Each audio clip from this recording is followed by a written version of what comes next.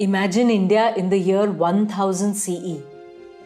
India was the most prosperous country and accounted for nearly 1/3 of the GDP of the whole world. For the previous 2500 years, India had seen an unbroken journey of economic growth, assimilation of new races, and the development of a vast cultural heritage. For nearly 1000 years during the Vedic period, 1500 to 600 BCE, India developed the vast and marvelously rich body of Vedic literature, a literary and religious legacy unparalleled in any other civilization. Between 600 to 200 BCE, India saw a period of exceptional creative ferment, leading to the birth of two of the world's great religions and the creation of the early empires. In the next 800 years, right up to 650 CE, India experienced the first golden age of its classical period. The crucial catalyst was the unprecedented economic prosperity that India enjoyed. The early medieval period saw great maturation on all fronts.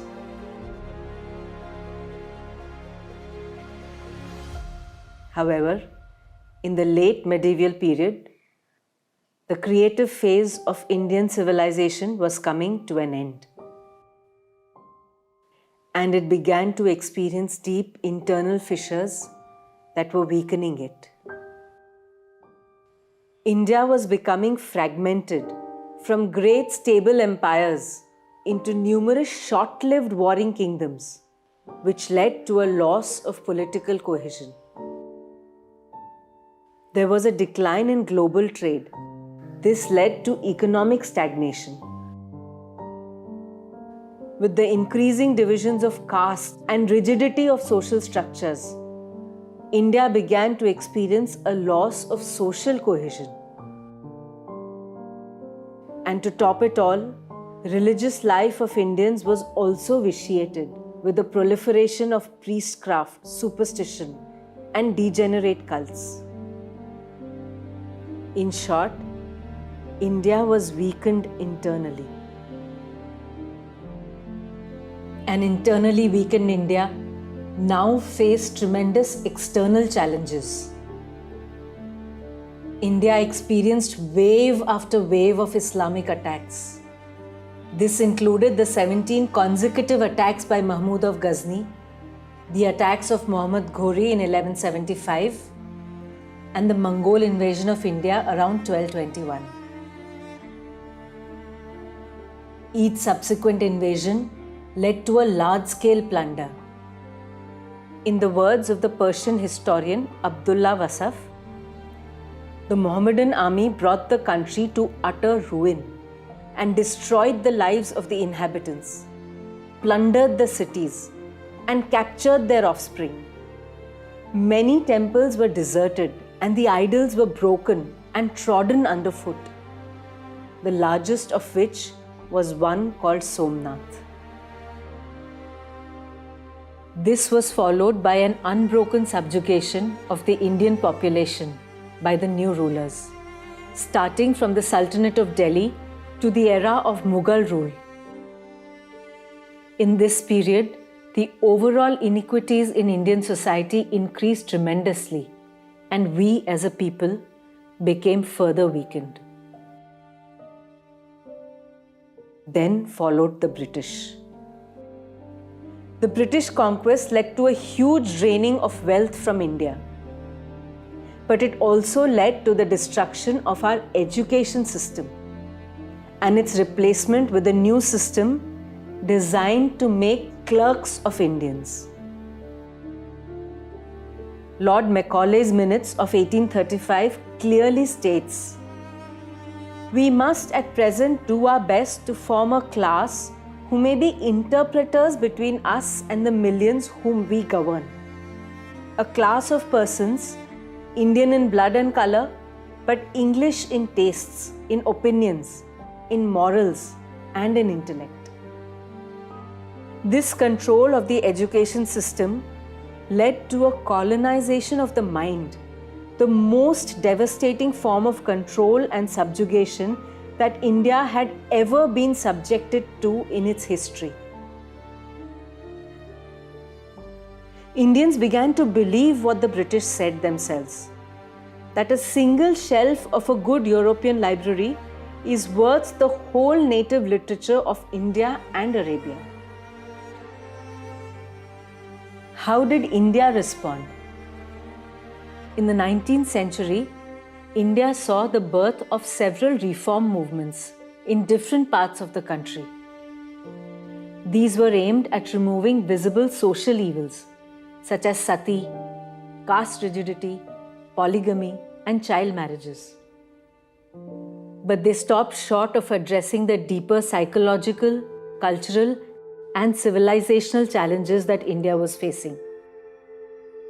India was in fact facing a much deeper existential threat. Its very self-esteem, its very individuality, its very faith in its history, its culture, its civilization was shaken. In the words of Swami Sharadananda, a brother disciple of Swami Vivekananda, Indians came to believe that the long-cherished traditions and beliefs that they had held were wrong, and their traditions were primitive and semi-civilized because Western science had proved them to be so. At this point in time, what India needed was not social reform alone, but the fundamental reawakening of a civilization. And indeed, a deeper response was emerging.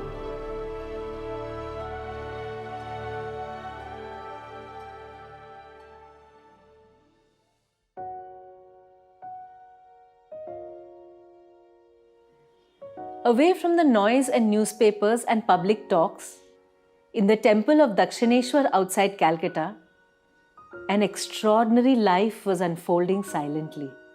Sri Ramakrishna, now acknowledged as one of the greatest spiritual giants of all time, was realizing God through the paths followed by each of the great religious traditions that had developed through thousands of years in India.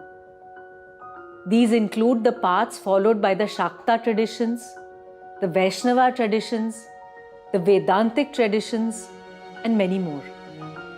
He also followed the paths of Islam and Christianity.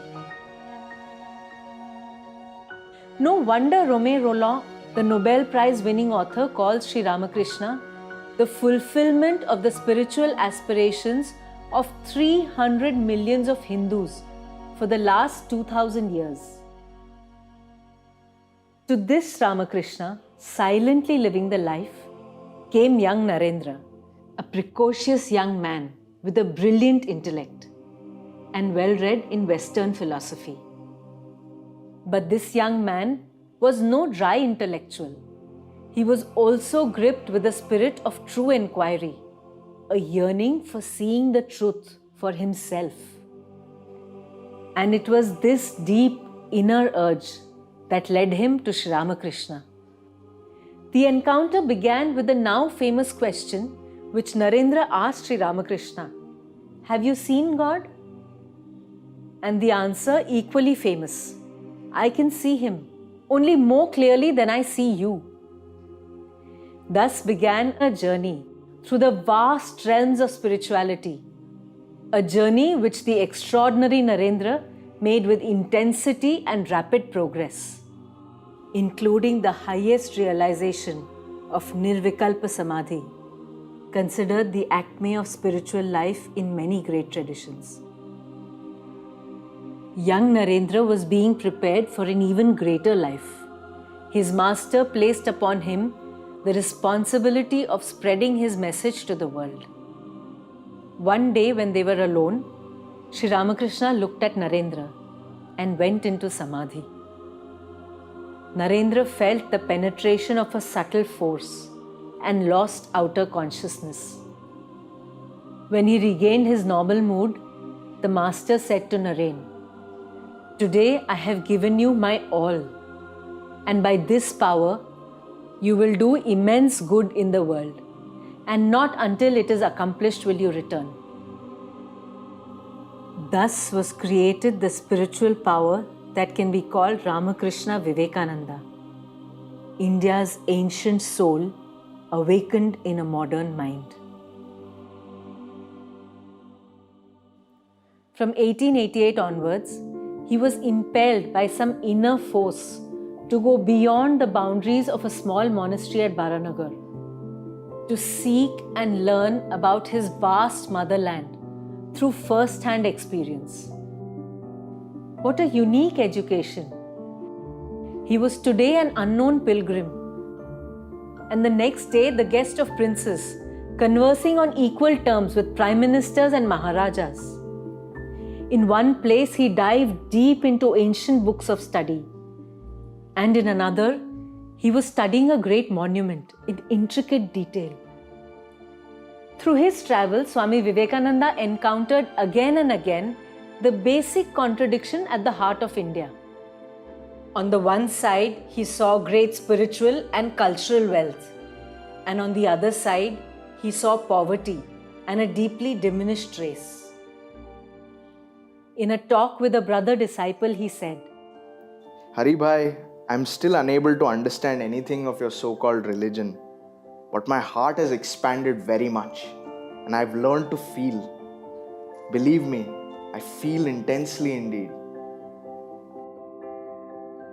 On Christmas Eve of 1892, he reached the southernmost tip of India at Kanyakumari. Swimming across the shark-infested waters, he sat on the last stone of India in the middle of the ocean and entered into a deep meditation on the past, the present, and the future of his country. And through this meditation, a vision emerged in his vast and compassionate heart. A vision for India, a vision for his own mission, and perhaps a new vision for humanity itself.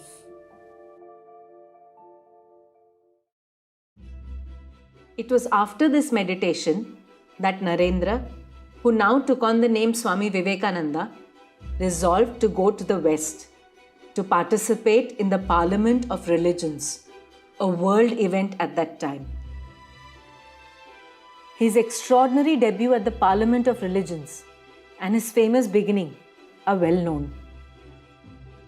The success at the Parliament led to Swami Vivekananda's transformation from an unknown Indian to a world figure who interacted with some of the most celebrated individuals of the time.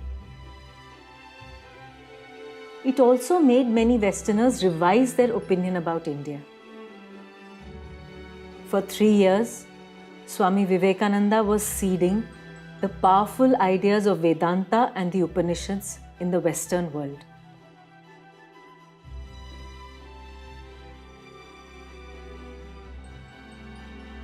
Through his encounter with the West, he also discovered and understood the power of organization in bringing change. At the same time, Swami Vivekananda was also setting his Indian work into motion. This he did through a series of powerful letters sent to his Indian followers, friends, and brother disciples in the midst of the intense activity in America. Through these letters, he was shaping the Indian work and preparing the ground for his return to India.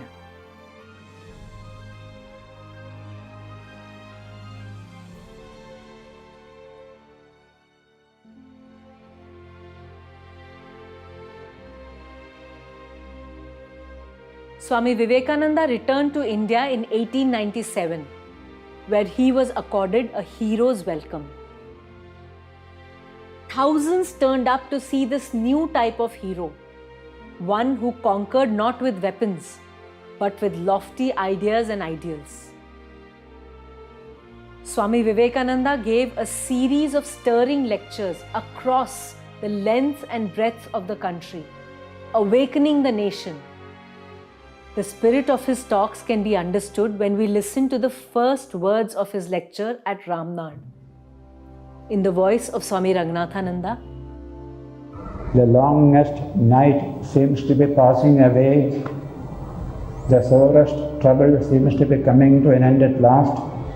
The seeming corpse appears to be awaking India, this motherland of ours, from her deep, long sleep.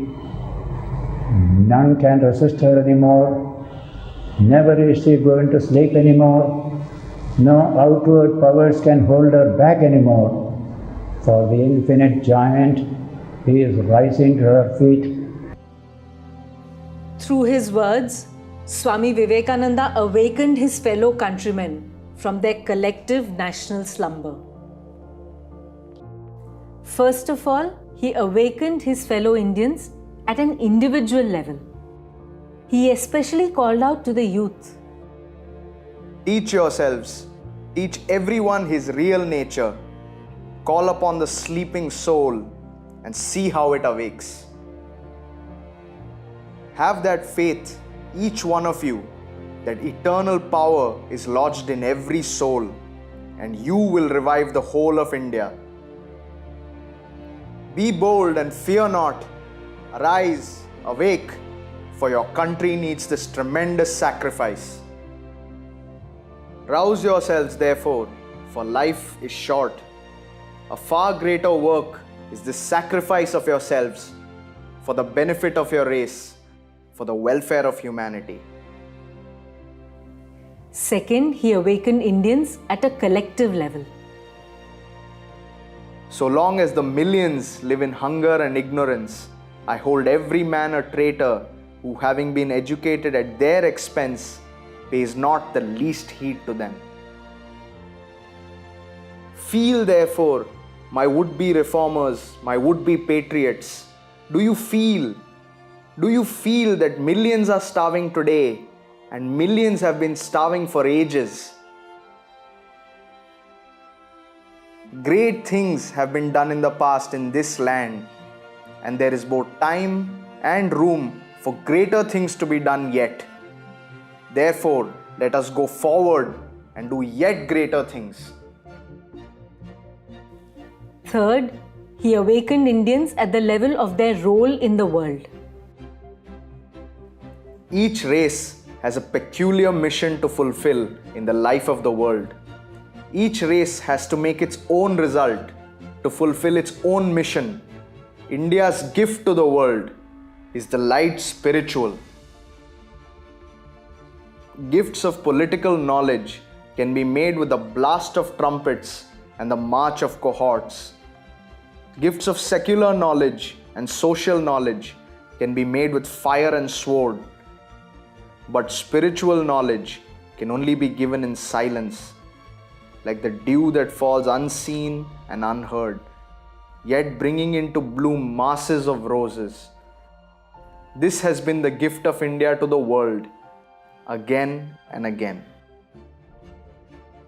The eyes of the whole world are now turned towards this land of India for spiritual food, and India has to provide it for all the races. There cannot be friendship without equality. If you want to be equal with the Englishman or the American, you have to teach as well as to learn. And you have plenty yet to teach to the world for centuries to come. This has to be done. And finally, he asks Indians to rise to the call of the nation. If there are holes in this national ship, the society of ours, we are its children. Let us go and stop the holes. Let us gladly do it with our heart's blood. And if we cannot, then let us die. We will make a plug of our brains and put them into the ship, but condemn it never.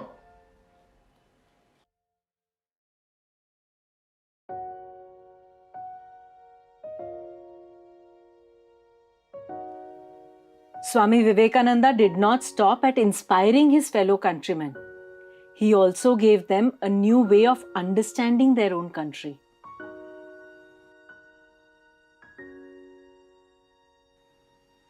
Swami Vivekananda's first conclusion was that India's backbone, its national theme, is spirituality. Each nation, like each individual, has one theme which is its center, the principal note round which every other note comes to form the harmony. In one nation, political power is its vitality, as in England, artistic life in another, and so on. In India, religious life forms the center, the keynote of the whole music of national life. This is the line of life, this is the line of growth, and this is the line of well-being in India. He assured Indians that the roots of the national tree have remained active and ever strong over the ages. By the roots of the national tree are meant the Shrutis, eternal principles of spirituality, and not the Smritis, minor laws and customs. In our books, a clear distinction is made between two sets of truths. The one set is that which abides forever. These are the eternal principles founded upon the universal laws in nature. The other set comprises the minor laws which guided the working of our everyday life. But what are these eternal principles? There is not one system of philosophy in India which teaches you that you can get power or purity or perfection from outside, but they all tell you that these are your birthright, your nature. In India, it has been preached, love all beings as yourselves. We make no distinction between men and animals. The whole world is one, the solidarity of all life. That in hurting anyone, I am hurting myself. And in loving anyone, I am loving myself.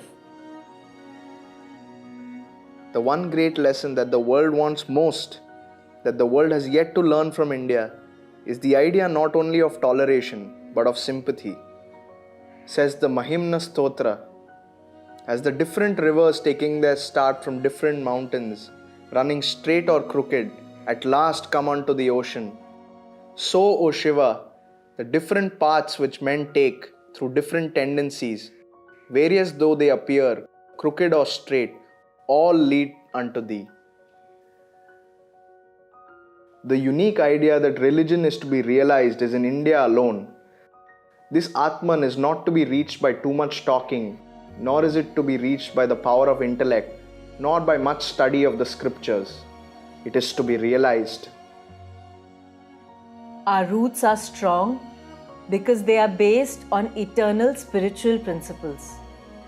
They are the hidden glue which has tied this civilization together at a fundamental spiritual level. And they have remained eternally alive, eternally vibrant through the centuries. While the roots of the national tree are still strong, what about the visible part of the tree, which has become weak over the ages? Swami Vivekananda had, through his travels across the country, come face to face with India's suffering, and therefore his analysis was both deep and compassionate. First and foremost, he pointed out that the neglect of the masses is our greatest sin. I consider that the great national sin is the neglect of the masses, and that is one of the causes of our downfall. No amount of politics would be of any avail until the masses in India are once more well educated, well fed, and well cared for. The second cause for our downfall was the mental isolation of the Indians. One of the great causes for India's misery and downfall has been that she narrowed herself, went into her shell as the oyster does, and refused to give her jewels and her treasures to the other races of mankind.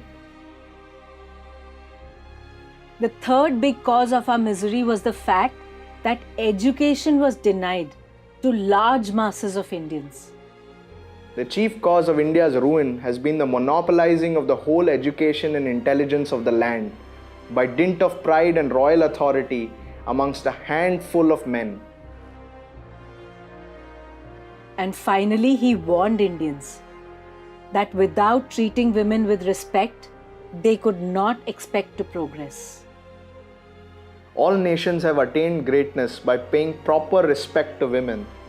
That country and that nation which do not respect women have never become great, nor will ever be in the future. Swami Vivekananda asked the question, why is it that we 330 millions of people have been ruled for the last 1000 years by any and every handful of foreigners who chose to walk over our prostrate bodies? His answer, what is the cause? Do you not know? You know too well. The only cause is that you are weak, weak, weak. Your body is weak. Your mind is weak. You have no faith in yourselves. The remedy for weakness is not brooding over weakness, but thinking of strength. Teach men of the strength that is already within them. If faith in ourselves had been more extensively taught and practiced, I am sure a very large portion of the evils and miseries that we have would have vanished.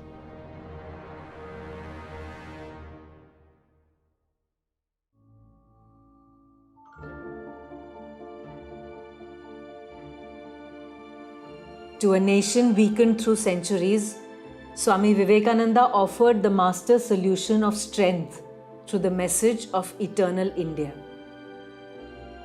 Let me tell you that what we want is strength, strength, and every time strength.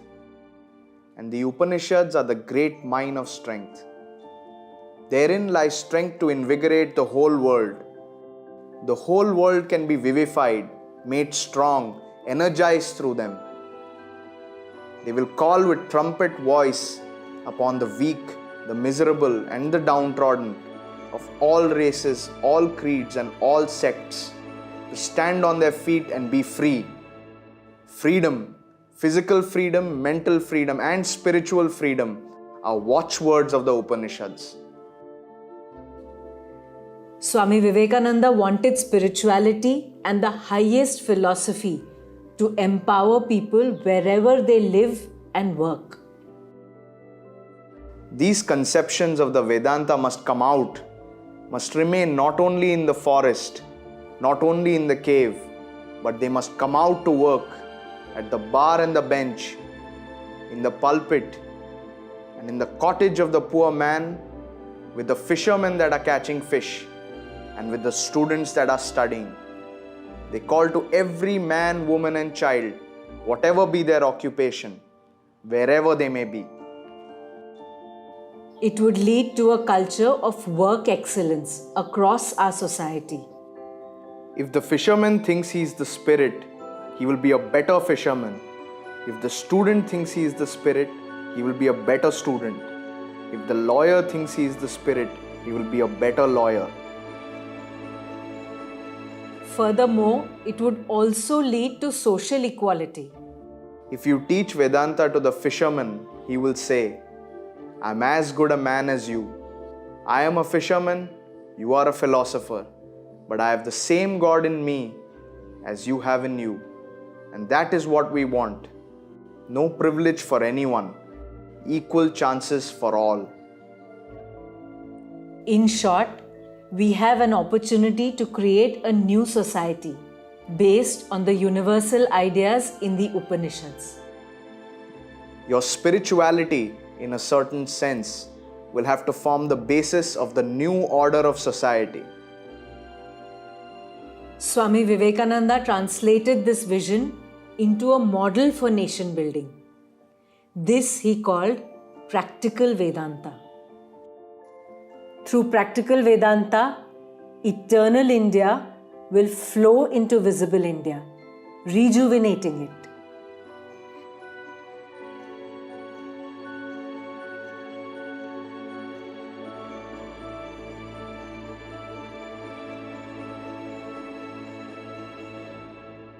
Practical Vedanta first answers the question, what is to be done? Swami Vivekananda wanted that practical Vedanta should be used to bring back to the masses their lost individuality and restore to them their human dignity and glory. This he called man-making.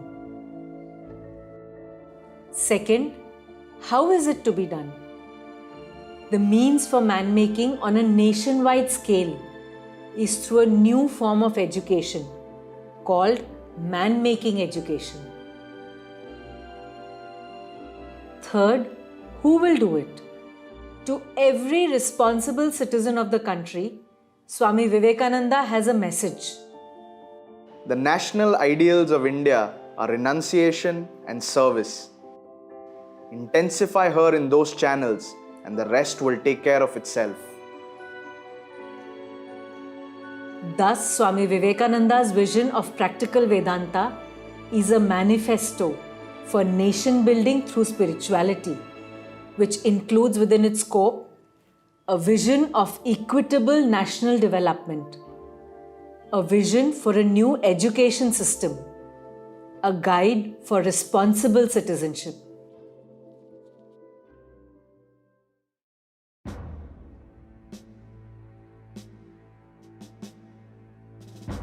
Swami Vivekananda awakened India at its very roots. His impact can be seen on multiple levels of our national life.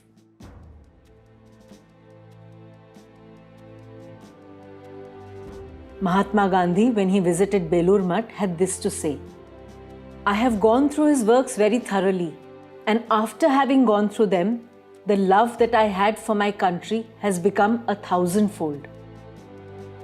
Subhash Chandra Bose says, "The foundation of the present freedom movement owes its origin to Swamiji's message.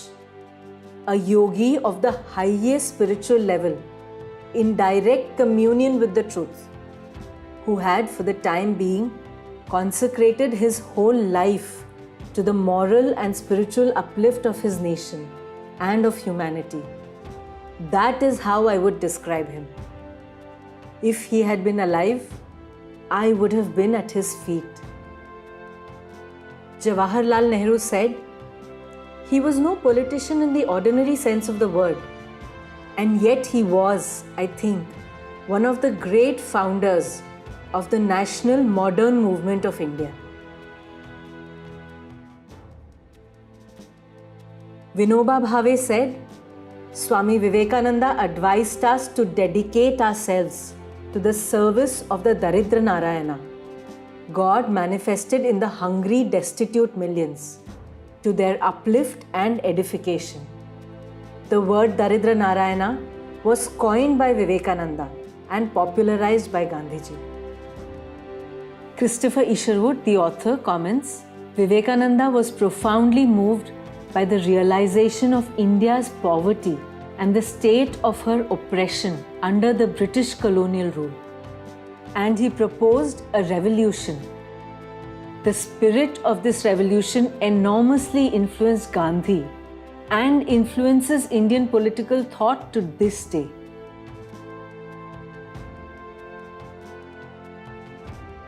According to Subhash Chandra Bose, our countrymen have gained unprecedented self-respect, self-confidence, and self-assertion from his teachings.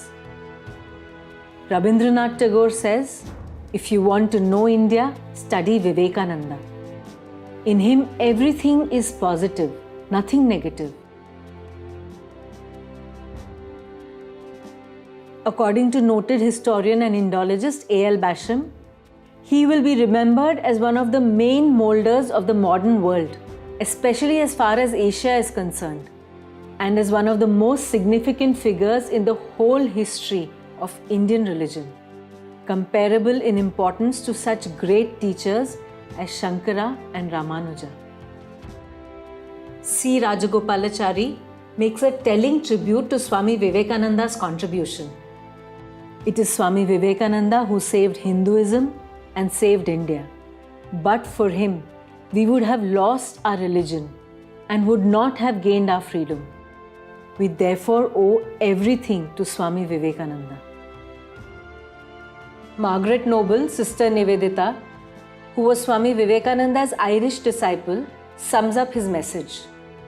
"These then, the Shastras, the Guru, and the motherland, are the three notes that mingle themselves to form the music of the works of Vivekananda. These furnish him with the ingredients whereof he compounds the world's heal-all of his spiritual bounty. We conclude with the words of Sri Aurobindo, who called Vivekananda a very lion among men. He said, "We perceive his influence still working gigantically. We know not well how, we know not well where. In something leonine, grand, intuitive, upheaving that has entered the soul of India. And we say, behold, Vivekananda still lives in the soul of his mother and in the souls of her children."